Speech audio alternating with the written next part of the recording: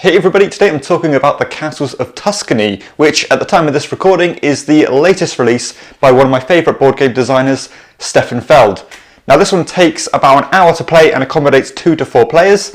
If you recognise the name, the Castles of Tuscany is very similar to the Castles of Burgundy, which is probably Feld's most famous and successful game. In fact, it definitely is. And this one has some shared kind of DNA with that game. However, whereas the Castles of Burgundy was very much dice driven, this one is more card driven. And I would say it's slightly, well, in fact, it's quite a bit lighter on the kind of complexity than the Castles of Burgundy. So this game obviously is a Euro style game where you are trying to get tiles and place them on your player board to get points in lots of different ways, trying to fill regions and stuff, much like the Castles of Burgundy. However, this one is boiled down into 3 very simple actions that you'll take on your turn: drawing cards, taking a tile, and placing a tile. So that's going to be the 3 choices you're going to make on each of your turns. So the reason why you're drawing cards is because basically there's a tile associated to each colour of card that you can accumulate throughout the game. And in order to place a tile onto your board, you're going to have to discard two cards of that matching colour. You can also kind of get away with that or get around that by cashing in 2 cards of any, a pair of any colour to kind of proxy a single card of the colour you want. So for example, if you wanted to put a yellow tile down, you could play a yellow card and maybe 2 red cards. So that's going to be basically the use of your cards. You're going to be getting them and trying to basically build up the colours to put your tiles down. Whenever you place a tile, you are going to get a bonus, and each different tile has a different bonus associated to it. And those bonuses can be getting workers, which kind of class as a wild card, so you can use it as anything. You can get stone, which lets you take another turn. You can kind of get a little engine bit going where if you place a red tile, you can kind of add tokens to kind of make your turns more powerful, such as drawing more cards on your turn, or whenever you take a worker, you take another worker, or giving you more storage space to when you pick up tiles, you can kind of store them, whereas normally you can only store 1, and stuff like that. So there's kind of a lot of different routes you can go down and get more powerful in different areas than other players kind of focus on, which is quite nice. As I said, you're going to get points by filling up the different regions. So you've got 1 regions, or kind of 1 hex regions, 2 hex regions, and 3 hex regions, and you're going to get 1, 3, or 6 points respectively, depending on if you fill those regions, which is going to be quite a powerful way of getting points throughout the game. Also, the first person to complete all those different colours, all the areas of a specific colour, is going to get bonus points as well. And that's going to be pretty much the flow of the game. You're going to be getting cards, picking up tiles from a common pool. There's always going to be 8 tiles available to you, and all the players are kind of after those same tiles. And whenever you take a tile, you're going to replace it with one of your own tiles, basically to keep a mix going into the pool. If there's ever 5 tiles of the exact same type in the centre of the pool, then they all get wiped and new ones come out. So you're not going to be completely cornered into taking certain things, which is quite nice. So yeah, as you can probably tell, mechanically it's a very, very simple game. So the objectives are pretty simple. Just getting your tiles down, trying to fill those regions, and trying to kind of do things before other players do, get the tiles before other players do, and so on. Also, you can probably tell it is a kind of a rummy style game where you're kind of taking cards, and I suppose a higher luck element is involved in this one as compared to the Castles of Burgundy, because you are very kind of reliant on taking getting the cards that you want just by top decking, and also by having the tiles available to you at certain times. It's going to be somewhat luck dependent as well. So as I said, it does have a lighter feel to the Castles of Burgundy, because there's very limited things you can do in your turn.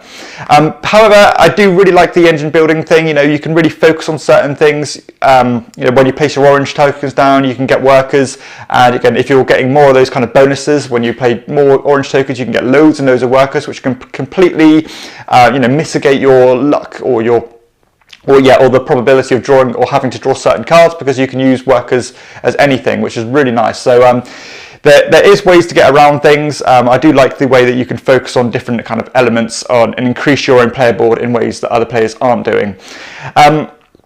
Meaningful decision wise, there is It's okay. I mean, obviously you want to be, or you can only ever expand out from your kind of central tile, much like the Castles of Burgundy again, and you know, you kind of want to expand and keep your options open, but you can choose to focus on certain things.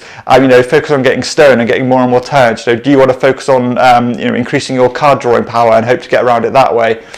You can get these bonus cards which can kind of give you lots of different bonuses, and so yeah, there are different things you can focus on, but you're probably going to have to dabble in most things in order to get what you need done.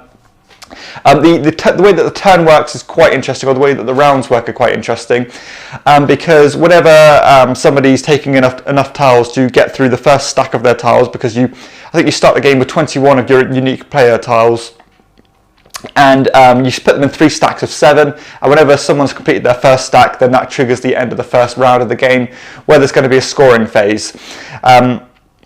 And the scoring phase is quite interesting because you have 2 scoring tracks. You have like the green scoring track, which is going to be where you accumulate your points as in any other board game. But at the end of each of those kind of rounds of the game, you are going to add what you've scored on the green track to the red scoring track, and that's going to happen 3 times, obviously at the end of every round. So it has this real kind of compounding scoring, which is quite unique, and there's not many games that do this. So, you know, by constantly keeping the gap between you and other players, you're going to be constantly increasing the actual score you're going to get at the end of the game, which is, you know, quite a unique take on scoring, and I quite like it. The only issue is that it makes things a bit more difficult to catch up with other players if they're really running away with things. So it doesn't really have much of a catch-up mechanism, and you know, a runaway leader problem can be somewhat of an issue in this game if the scoring isn't neck and neck throughout. So just something to bear in mind. If someone's really running away with it by the end of the second round and you've got 1 more round to go, it's going to be quite difficult to make up that kind of ground in order to make a difference and to sway the scoring for that final round. The balance of the game is good. I think all the different methods you can take are quite nice in terms of different approaches of doing the same thing basically. I think some of the bonus tiles are slightly better than others. I think always drawing more cards is always going to be a great advantage, because you're always going to need cards in your hand, not only to obviously match the tiles, but also to discard other pairs in order to proxy the colours that you want. So always having a bunch of cards is always going to be useful, whereas some of the other tiles are going to be a bit more niche. However, there are a limited pool of each of those bonuses, so if that pool of those bonuses is gone, you're going to have to focus on something else, because, as I said, very limited. Mechanically, very smooth in terms of your actions. There's no kind of scope for misinterpreting the rules here. Again, just draw the cards, take a tile, or place a tile. Simple as that, which is very nice and clean and easy to explain. So yeah, there's no issues there. And kind of the time investment in rounds as well is really good. I mean, players' turns go by rocket fast, just drawing cards, placing the tile, getting the quick bonus, or taking a tile and replacing it with one of your own. So housekeeping is very low. There's no really laborious housekeeping or kind of phases or anything to go through. It's very snappy, and the game does play in about 45 minutes to an hour as well, depending on the player count. Maybe probably even get this down to maybe 30 minutes with 2 players, which is a nice little kind of a timestamp of a game like this. I always find that these kind of light, kind of intro level Euro games, there isn't too many of them. You're mostly looking at about an hour and a half for these type of games, and to have games that take an hour or less is quite a niche, and still something that's needed on the market, I think. So yeah, uptime, time investment, very good. Replayability, I think, is one of the pitfalls of the game. I don't think there's a lot of scope to keep coming back and back to this one. There's not all those kind of different end game scoring or anything like that in this game, like you've got with Burgundy. The strategies are pretty much going to be the same each time. Just smash out as many tiles as you can, try to fill up those regions, and kind of work with what you've got. It's very tactical in terms of its feel, and it doesn't have that strategic approach. But again, some people might kind of lean towards that more than a strategic approach. Aesthetically, the game is still, it's got that Stefan Feld, that beige feel to it. It is a bit more colourful and a bit more vibrant than the Castles of Burgundy, and the components are a bit better in terms of the tile quality and stuff like that. But it's definitely not a showcase game. It's not it's not particularly beautiful. I do love the scoring track. That looks really cool. The big lion's head. But the rest of the components are very basic. However, they're more than functional, and the iconography is very good. So there's not really any complaints there. It just isn't anything spectacular.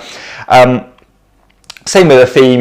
This one's the same theme as the Castles of Burgundy. You just try to build up your little province, but instead of being in Burgundy, this one's in Tuscany. So no real theme there. It's just standard Euro tropes. Setup and teardown time is no real issue. I mean, you've just got to stack up as I said, the 3 stacks of 7 of your tiles.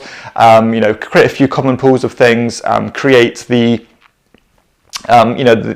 neutral tiles, and you're pretty much good to go. There's no real fiddliness or long processes to set the game up. I do quite like the progression of the game. I mean, as I said, when you're placing those red tiles, you're getting more and more bonuses. You also start with the game with a bonus, so you can really ramp up your turns as the game goes on. And particularly if you're taking the stone actions, and you're getting like maybe 2 or 3 stone whenever you place one of your grey tiles, and that's an extra turn for each of those stones. So you can really make up ground if you focus on that. If you've got the workers, you're going to make up ground for having to draw the cards that you want. If you're drawing loads more cards than your opponents, then there is a good ramping up throughout the game, and it does feel like you're getting better as the game goes on, which is always a good thing. Scalability as well is good. I mean, I think the setup is exactly the same for each of the player counts. It just makes the drafting from the central pool a bit more tense, because everybody is fighting for those same tiles, and some of them are a bit more lucrative than others. And comparison wise, obviously I'm going to compare this to the Castles of Burgundy.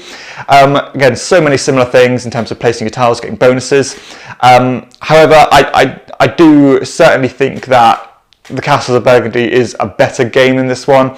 I think it's marginally more complex to teach. Obviously, you've got all the kind of dice variables, manipulating your dice, using your dice to do everything. Whereas this one, you've simply got the cards to cash in to play the tiles, whereas everything else isn't dependent on anything. So there is a bit more that goes into the Castle of Burgundy, and this one is a lot more streamlined, a bit more simple to teach. However, I think the rewards that you're going to get from teaching or spending that extra 10 minutes teaching the Castles of Burgundy compared to this one is going to pay huge dividends. I'm not quite sure who was asking for this game, because it's not like the Castles of Burgundy is particularly taxing.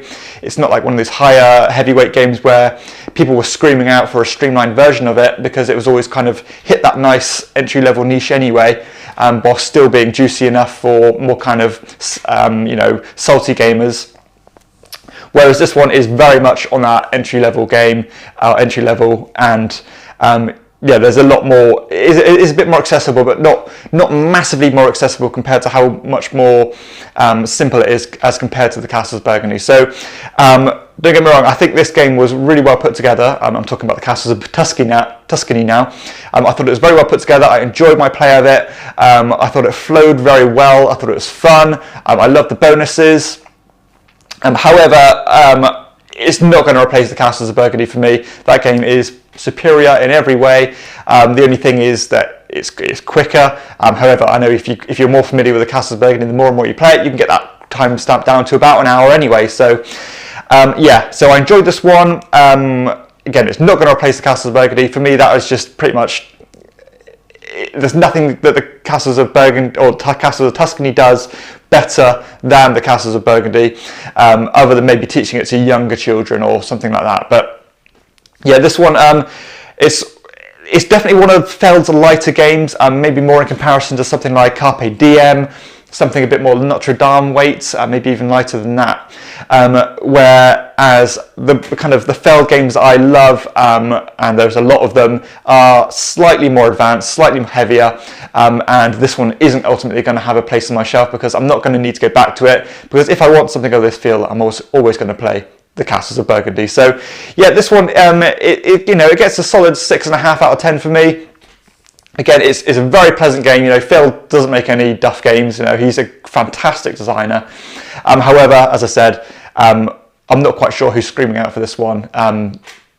I'll always go back to Burgundy. So yeah, that concludes my review of the Castles of Tuscany. A solid game, but ultimately a bit too light for me, and its older brother is always going to be my favourite. So if you have enjoyed the review, please hit like and subscribe to my channel, and check out my other videos too. For everyone else, I'll see you next time on Chairman of the Board. Bye.